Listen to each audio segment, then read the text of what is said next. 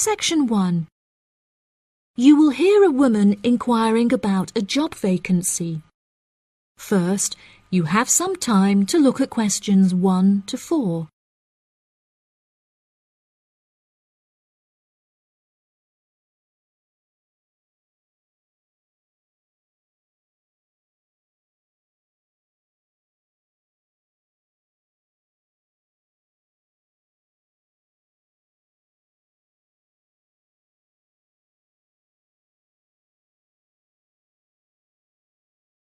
You will see that there is an example that has been done for you. On this occasion only, the conversation relating to this will be played first. Hi there. Welcome to the Job Centre. How can I help? Good morning. I'm here to inquire as to whether you have any jobs available at the moment. Yes, we have several available. What kind of job is it that you're looking for? Well, I'll take any part-time jobs I can get. I'm really strapped for cash at the moment. The type of work the woman is looking for is a part-time job, so part-time has been written in the space. Now we shall begin. You should answer the questions as you listen, because you will not hear the recording a second time. Listen carefully and answer questions 1 to 4. Hi there. Welcome to the Job Centre. How can I help? Good morning. I'm here to inquire as to whether you have any jobs available at the moment. Yes, we have several available. What kind of job is it that you're looking for? Well, I'll take any part-time jobs I can get. I'm really strapped for cash at the moment. OK. Bear with me while I have a browse on our system. Here we are. We have 3 vacancies at the moment, all involving quite different roles. That sounds promising. What are they? The first one is for a post as a receptionist. It says here that experience in reception or general administration is preferred, but not essential. Have you worked on a reception desk previously? No, I haven't. I had a baby quite young, and so I have very little work experience. Could you tell me a few more details? Yes, of course. The job will be to mainly provide quality customer service, both over the phone and in person. When customers are waiting, you will be expected to provide them with refreshments and ensure they have a first-rate experience. I think I could manage that, and I'm a very friendly person. That's great. Do you have any information about the hours involved? It says here that you will be expected to work several early mornings, 4 days a week. Any other requirements? Yeah, you'll have to go through a couple of weeks of unpaid training before qualifying for the post. I don't know if I would be able to fully commit to that. Did you say it's 4 days per week? Yeah, it says here 4 days a week, with another day off per week when requested in advance. It also explicitly states that at least one of your working days must fall on a weekend. I'll have to think about that and talk to my babysitter. Before you hear the rest of the conversation, you have some time to look at questions 5 to 10.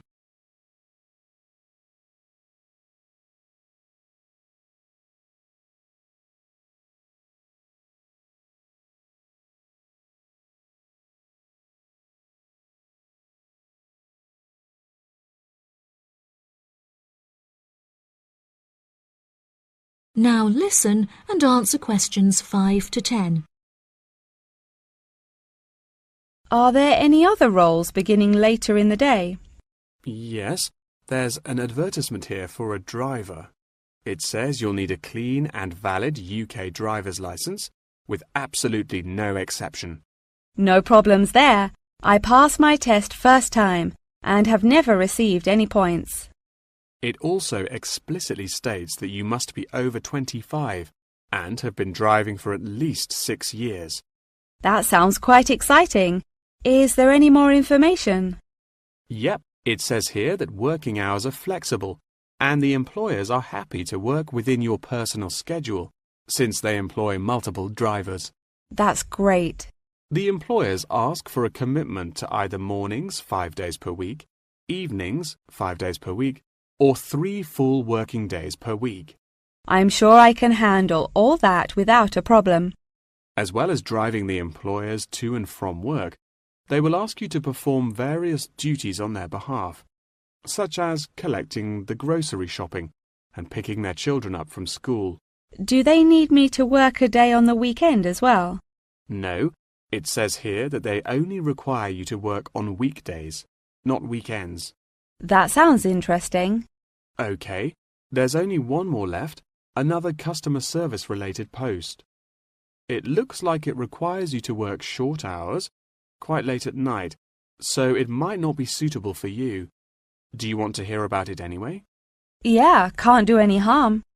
OK, so it's a post for a cashier in a cinema in the centre of town. I'm sure you've been to the cinema a few times, so you can guess what kind of role it would be. They're quite short and late shifts, between 5:30 and 10:30 most nights, with slightly longer shifts on Friday and Saturday nights. Can you tell me what the job involves? Yes, sure. It says that you'll be required to sell and dispense tickets and provide refreshments. Also, they ask that you be quick on the computers, since you'll also need to take bookings over the phone, but you'll receive basic training for that. Do they need me to work weekdays as well?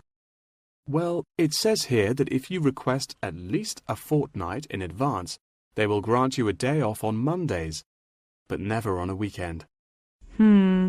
I'll think it over and let you know later. Thanks for all your help. That is the end of section 1. You now have half a minute to check your answers.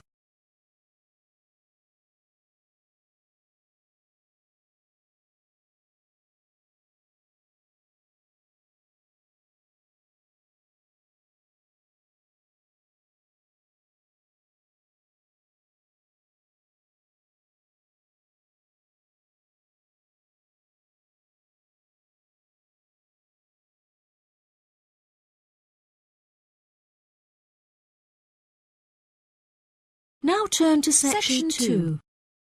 You will hear a representative from an organisation called Connection giving a talk about a homestay organisation. First, you have some time to look at questions 11 to 14.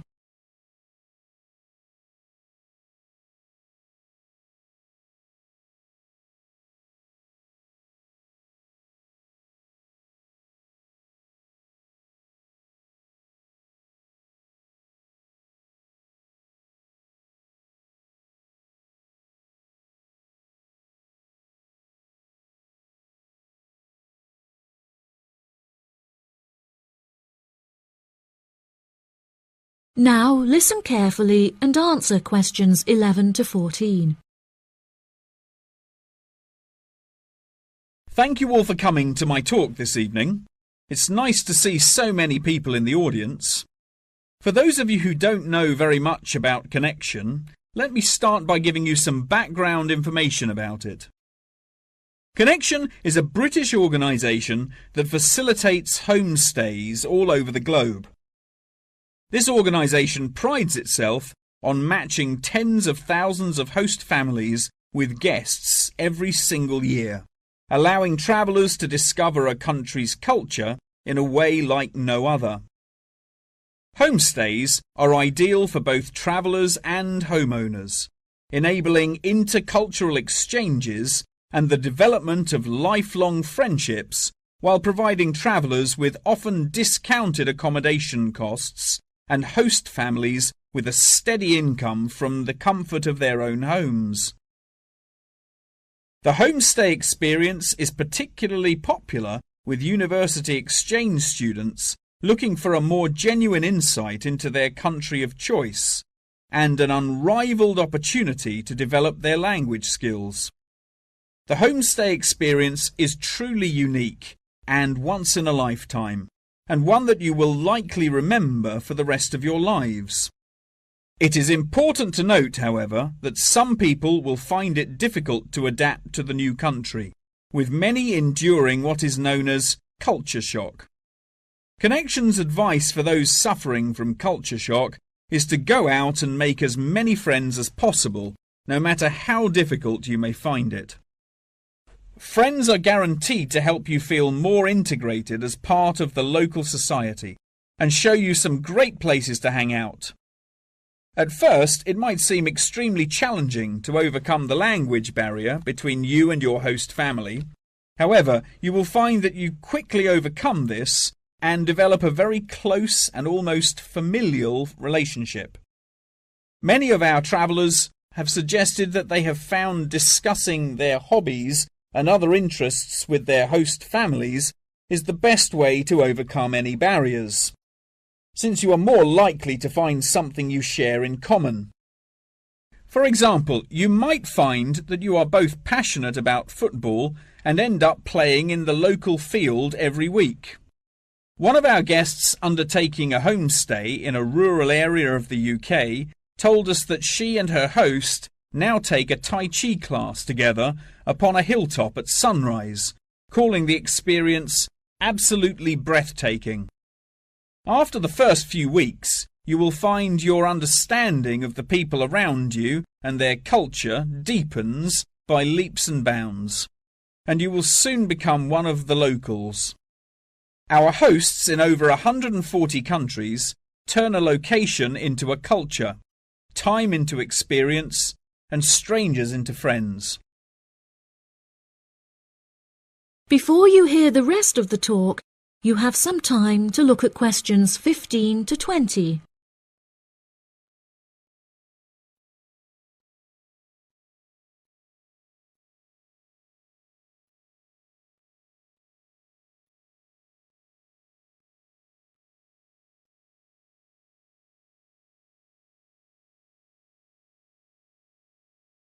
Now listen and answer questions 15 to 20. So how can you find out about applying for a homestay? The best way would be to visit Connection's website, www.connection.com, and contact one of their friendly advisors for more information. Once you have confirmed your interest in the service, we would strongly advise that you remain in close contact with the registration office, which will send you several emails keeping you up to date with potential matches in your country of choice. Once registered, Connection will require you to send various documents and will act as an intermediary between you and the host family prior to final confirmation and payment. During this stage, Connection will ask you to provide 2 photos, one for the host family and the other for our own records. Please ensure that you sign the back of each photo. Due to the nature of the service Connection provides, security is an absolute must, and they will ask you to send in photocopies of your passport, birth certificate, and a bank statement as confirmation of your identity. On receipt of these documents, the official process will begin and your bank account will be debited for the initial deposit of £200. If you haven't received any acknowledgement confirming receipt of these documents from us within 7 working days, please contact the main office. As I mentioned before, due to the nature of the organisation, Connection operates a meticulous screening process, and all applicants will undergo an interview in our head office in London, with exceptions made in extreme circumstances. After your interview, it may take us several weeks to carry out the decision process, so please be patient with us. If you would like a fast-track service, please indicate this on your application, and we will notify you of the additional charges. Finally, once we have come to a result about your application, you will receive a decision in the post.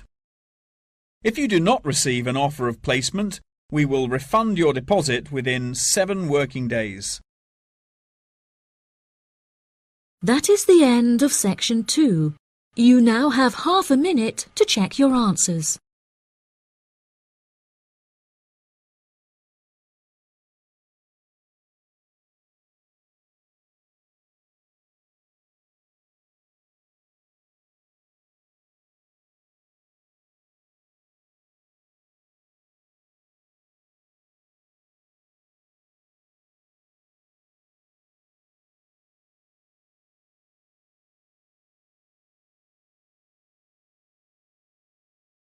Now turn to Section 3.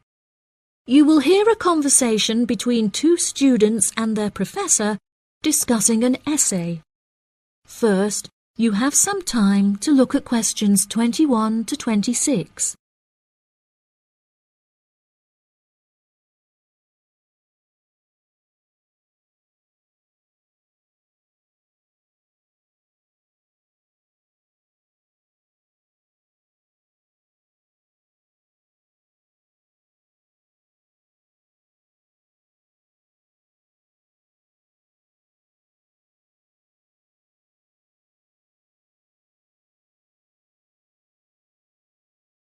Now listen carefully and answer questions 21 to 26. For next week, I'd like you to undertake a piece of research in preparation for writing your final essay. In order to gain top marks, you must include a range of primary, secondary, and tertiary sources. Are there any questions? Yes, Professor, I have a question. We haven't yet covered how to undertake this sort of research in much depth, and I'm a little unsure of what you want us to do. In telling us to include primary sources, do you mean you want us to design and distribute a questionnaire, analysing the results? You could design a questionnaire, but you'll soon find that distributing a questionnaire on such a large scale is somewhat troublesome. We couldn't possibly expect you to do it effectively as an individual university student without the necessary resources. No, ideally, I would like you to form 1 or 2 focus groups and interview them. This will provide you with a more qualitative approach. If your strengths lie in mathematics, please by all means take a more quantitative approach, but this will be more strenuous and time-consuming and isn't entirely necessary for the purpose of this study. Professor, you haven't told us what our project is about. Do we get to choose our own topic based on the previous study? No, I'm afraid not. This will be a strictly Australian study. However, you can choose which angle you'd like to take, so long as it remains within the realm of anthropology. Does anyone have any questions specifically about the formation of the focus groups? I'd had several emails about this, and I'd like to address it now. My study is related to growing up in Australia and the question of nature versus nurture. I've gathered more than 200 school children who would be happy to participate in a focus group. Do you think we'll need to include that many participants in a focus group? Blimey, Douglas, well done for finding that many willing children. But you definitely don't need that many for the study you're going to undertake. I'd say you need no more than 5 children per group, and no more than 3 groups, so 15 children altogether. You definitely need to control the group size in order to generate a meaningful dialogue. OK, if it's useful, I'll try and do it. I appreciate your enthusiasm for the project, but there are plenty of different ways to gather data. And I'm sure that if you look hard enough, you'll find someone who has conducted almost the exact same research in the past. My advice for you is don't be too ambitious and try to include as much information about various people or sectors. For those who haven't ever collected original data before, what do you suggest we do? I would suggest that you read accounts from other people who have undertaken such research to see what advice they can give. I would also encourage you to read Chapter 8 in the course textbook, which should give you a good introduction to collecting data. Moreover, you should try to practice using the data table provided in your course handbook. By now, you should have read at least 6 or 7 books giving quite detailed instruction on how to go about collecting data. Professor, I don't know about everyone else, but I'm having trouble reading the books. I had a really big assignment for another course, and I've been spending all my time on that. Jane, have you read all the books the professor mentioned? Well, my trouble is getting hold of the books. I've been to the library several times, but all the books are out. Sounds like you should have started borrowing books a bit earlier. Yes, I should have. but I got several ones from my friend a couple of days ago. I just skimmed through them and don't remember a lot of the information. Before you hear the rest of the conversation, you have some time to look at questions 27 to 30.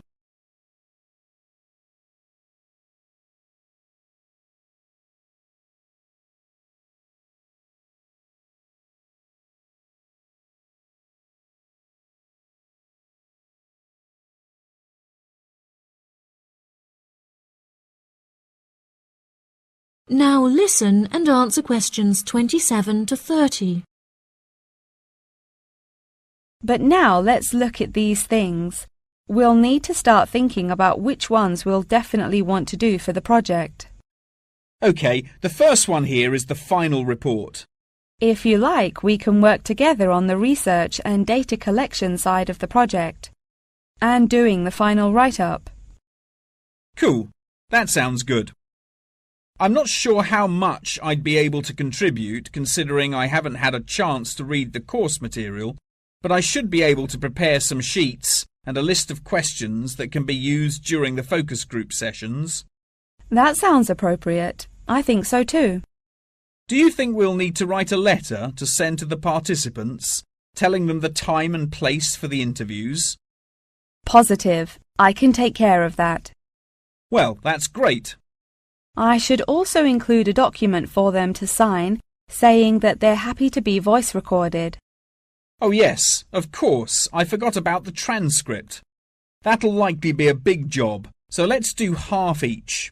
I'll do one of the groups and you can do the other, OK? Sounds like a plan. That is the end of section 3.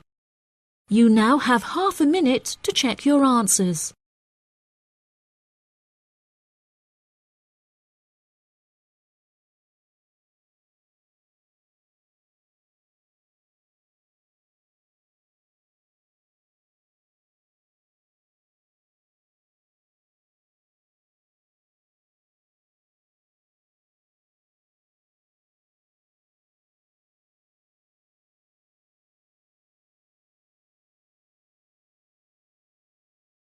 Now turn to section 4.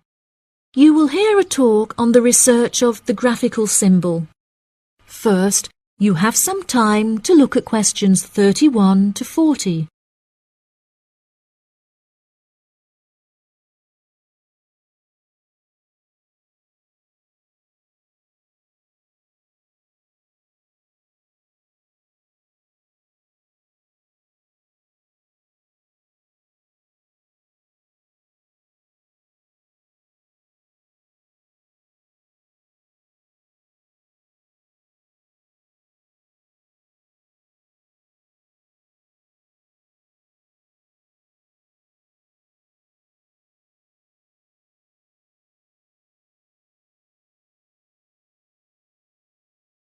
Now listen carefully and answer questions 31 to 40.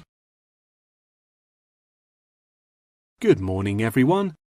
Today I'm going to talk about the graphical symbol. A graphic symbol is a written symbol that is used to represent speech, such as those used in the Greek alphabet. The term graphic symbol encompasses anything from the logographs used in Egyptian hieroglyphic writing to ancient Chinese pictograms. Early symbols were based on pictographs and ideograms before they were developed into logographic writing systems. These systems are still in use in some non-literate cultures in Africa, the Americas, and Oceania. Indeed, elements of pictography are still found in modern Chinese characters, and it is often an interesting exercise to trace the origins of some Chinese characters. Pictographs remain in common commercial use today as signs, instructions, or statistical diagrams.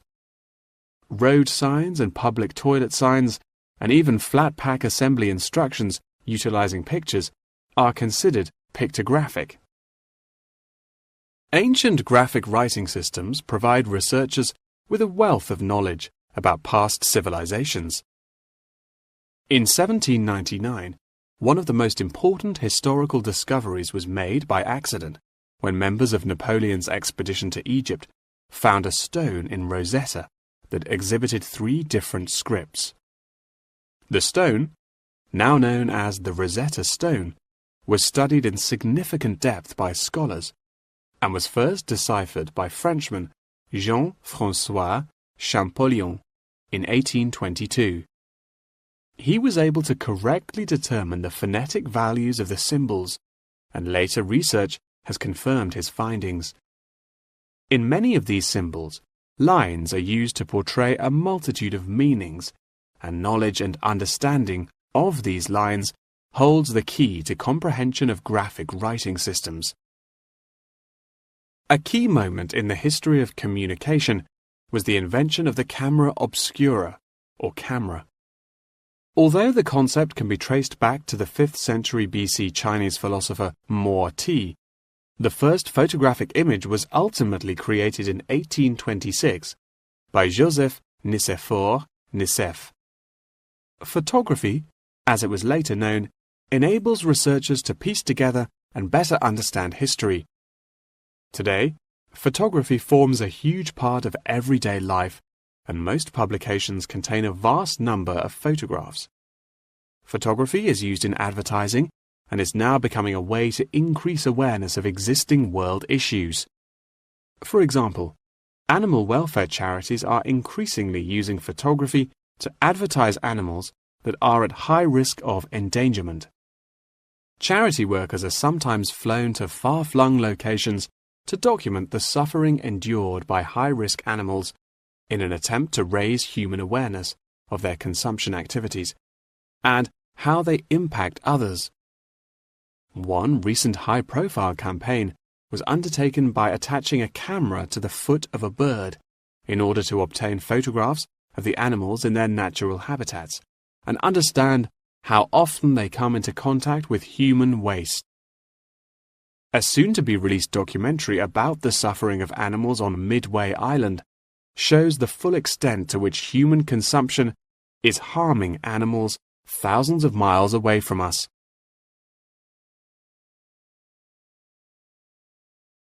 As photography continues to progress, with the use of drones now becoming somewhat commonplace, we should expect more and more objects to be included in the future, expanding the horizon of photography ever further.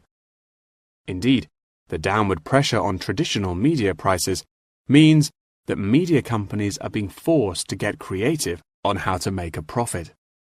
Many have found that the answer to this lies in advertising, and companies are now willing to devote a large portion of their budgets to advertising in newspapers.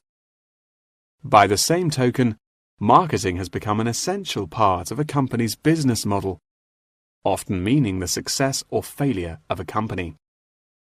As a result, much time and money has been pumped into the development of effective branding, with attractive packaging playing a large role in this. However, many governments are now seen to be cracking down on marketing and packaging in an attempt to protect consumers from being misled. In particular, tobacco companies are now subject to ever-increasing regulation. For example, in the United Kingdom, legislation is soon to pass preventing any form of branding or differentiation on cigarette packaging in efforts to curb the harmful effects of smoking. Finally, one must not forget the fundamental role that graphic writing systems have had to play in mathematics. Graphs, icons, and diagrams often form the very basis of these branches of academia. Indeed, one needs to look no further than chemistry's periodic table to see a perfect example of graphic writing systems in use today. That is the end of section 4. You now have half a minute to check your answers.